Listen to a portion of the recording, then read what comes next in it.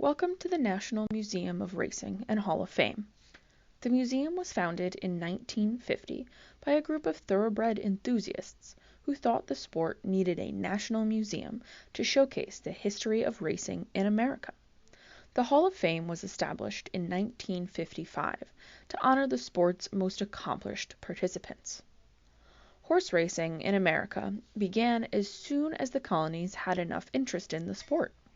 It was a rapidly growing pastime in 17th century England. America did not lag far behind, and by the 1660s, racing was a regular event from New York to Virginia.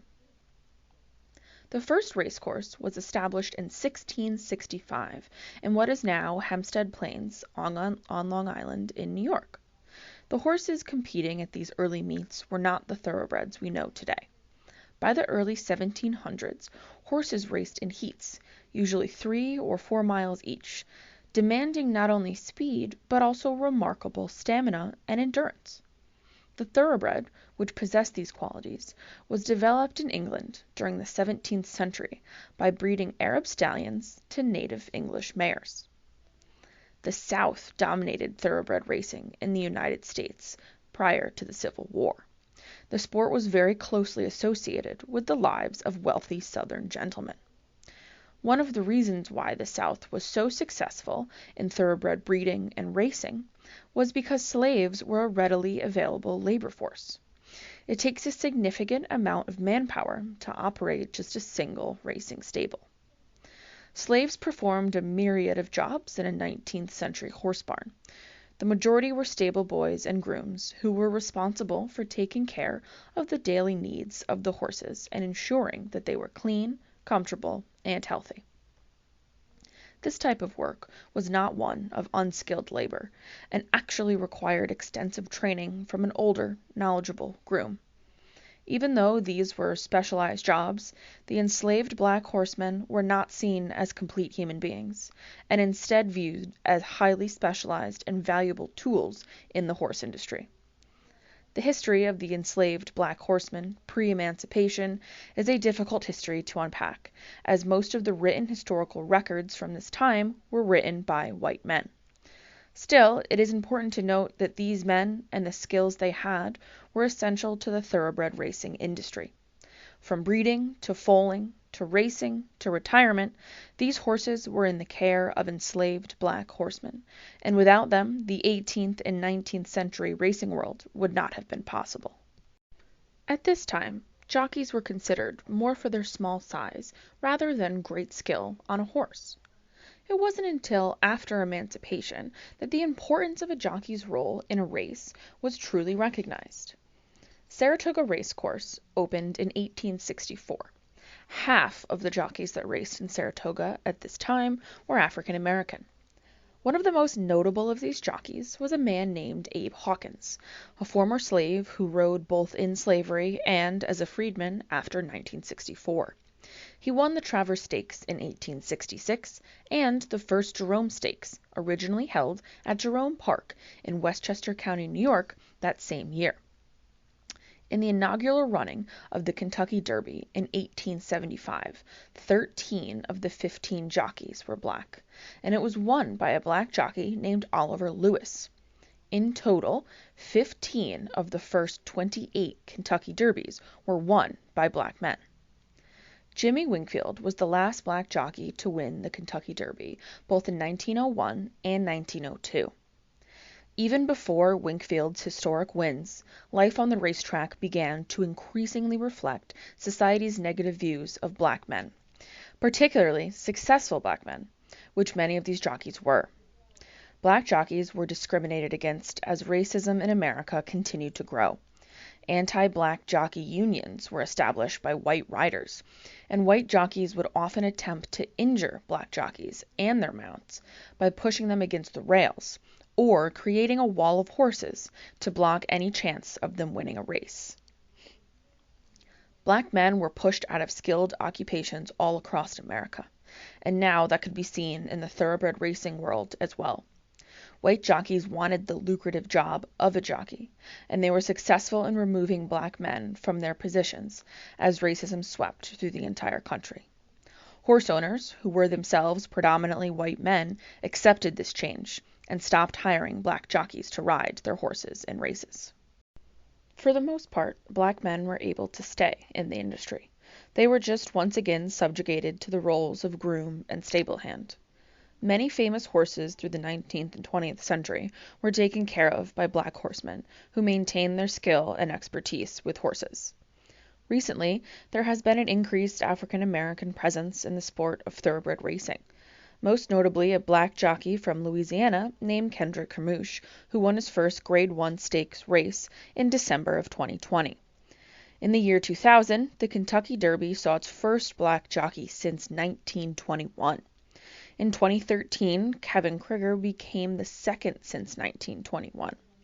Just this past year, Greg Harbert became the first African American owner to enter a horse in the Kentucky Derby in 13 years. The Harbert family is well steeped in the industry. His great-grandfather, Will Harbert, is well known as Man o' War's groom in retirement, one of the greatest racehorses of all time. There have been 7 African American jockeys and trainers inducted into the National Museum of Racing's Hall of Fame since the first class in 1955. Isaac Murphy, a remarkable jockey, was part of this first induction class. Many historians of thoroughbred racing consider Isaac Murphy to be the greatest jockey of all time. Born in 1861 in Kentucky, Murphy was the son of a former slave who fought for the Union Army during the Civil War. Murphy grew up around the horse barns at nearby Lexington stables and became an exercise rider in his youth. At the age of 14, weighing a reported 95 pounds, Murphy was given his first professional mounts as a jockey at Churchill Downs. Within a few years, he became one of the biggest stars in all of the sport. Murphy rode his first Kentucky Derby winner in 1884 aboard a horse named Buchanan. He went on to take back-to-back editions of the race in 1890 with Riley and in 1891 with Kingman. In 1891, when jockeys were seldom mentioned in news reports, the Louisville Courier-Journal devoted an entire column to Murphy after his third Derby victory. Kingman was owned and trained by Dudley Allen and had the distinction of being the only horse owned by an African American to win the Kentucky Derby. Murphy's 3 Derby victories were not equal until Earl Sandy achieved the feat 39 years later in 1930. The record was not bested until Eddie Arcaro, regarded by many as the top jockey of the 20th century, rode into the picture almost 60 years after Murphy. Along with the Kentucky Derby, Murphy won 4 editions of the American Derby, which was considered at the time the biggest race in the country. He also won 5 runnings of the Latonia Derby and 4 editions of the Clark Stakes. At the age of 18, Murphy became a star at Saratoga Racecourse. He won the 1879 Travers Stakes aboard Falsetto. That victory catapulted him into the national spotlight for the first time because he defeated Belmont Stakes winner Spendthrift and the famed white jockey Edward Feeks. After his Travers victory, the Spirit of the Times praised Murphy's excellence, stating that he is, quote, one of the best jockeys in America. He is very observant during the progress of a race, keeps a sharp lookout for danger, is quick to perceive the weak points of an adversary, and prompt to take advantage of them. He has a steady hand, a quick eye, a cool head, and a bold heart. Murphy later became a trainer and owned several horses following his retirement as a jockey. He died of pneumonia in 1896 at the age of 35. Overall, Murphy won a record 44% of his career races. The National Turf Raiders Association established the Isaac Murphy Award in 1995, annually presented to the jockey with the highest win percentage. Murphy was inducted into the National Museum of Racing's Hall of Fame in 1955 as part of the institution's inaugural class. Born in Childsburg, Kentucky in 1882, Jimmy Winkfield became only the second jockey to win consecutive editions of the Kentucky Derby, achieving the feat with His Eminence in 1901 and Allenadale in 1902. In 1901, Winkfield won 220 races overall, including prestigious events such as the Clark Handicap, Latonia Derby, and Tennessee Derby. In 1904, Winkfield was one of several prominent American jockeys who went abroad to race. During the next dozen years, he became the champion jockey in Russia 3 times. In that country, he won the Russian Derby 4 times and the Russian Oaks 5 times. During this era, he also rode successfully in Poland, winning the Warsaw Derby twice. During the Russian Revolution of 1917, Winkfield helped the racetrack community and 200 horses escape from the war through Odessa on a 1,000-mile journey. Winkfield later rode in France, where he won several top races in that country, including the Grand Prix Deauville. When he retired from racing at the age of 50, records indicated Wingfield had won more than 2,500 races in various countries in a career of more than 30 years. He became a successful trainer in France until war again forced him to flee. Wingfield briefly trained in the United States before returning to France after World War II, where he died in 1974. The United States House of Representatives passed a resolution to honor Wingfield in 2005, and the New York Racing Association named a race in his honor that runs each year at Aqueduct. Wingfield was inducted into the Hall of Fame in 2004. Born in Beaver Dam, Kentucky in 1871, Shelby Pike Barnes became a star jockey as a teenager. In 1888, he led all North American riders with 206 wins, becoming the first jockey to top 200 in a single year. His 1888 campaign is even more remarkable considering his closest pursuer, George Covington, rode just 95 winners. Barnes also had the highest win percentage that year, 32.9. Barnes secured his status as an elite rider with a star-making performance in the inaugural Futurity Stakes in 1888. Staged by the Coney Island Jockey Club at Sheepshead Bay in Brooklyn, the Futurity was the richest sporting event to date in America, paying an unheard of $40,900 to the winning connections. Aboard the favorite Proctor Knott, Barnes battled Hall of Famer Salvatore and Hall of Fame jockey Anthony Hamilton in the 6-furlong sprint.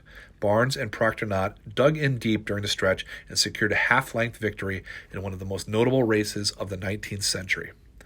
Barnes was again North America's leading jockey in 1889 with 170 wins. That year he won the Travers Stakes aboard Long Dance and the Champagne Stakes with June Day. In 1890, Barnes piloted Burlington to victories in the Belmont Stakes and the Brooklyn Derby. That summer he also won the Alabama Stakes at Saratoga.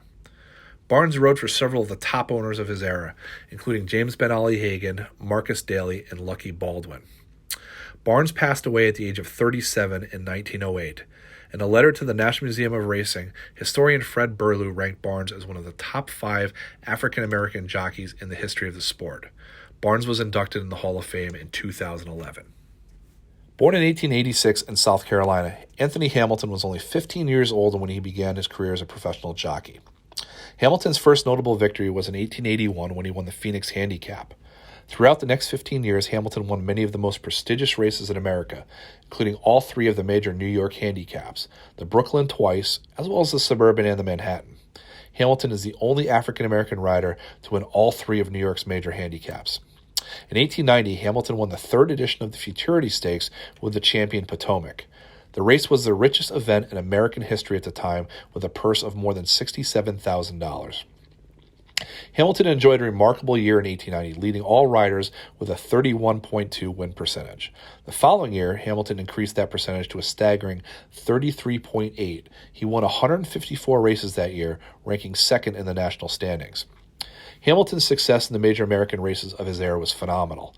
His prominent victories included the 1887 American Derby, back-to-back editions of the Monmouth Oaks, as well as the inaugural Gazelle Handicap in 1887.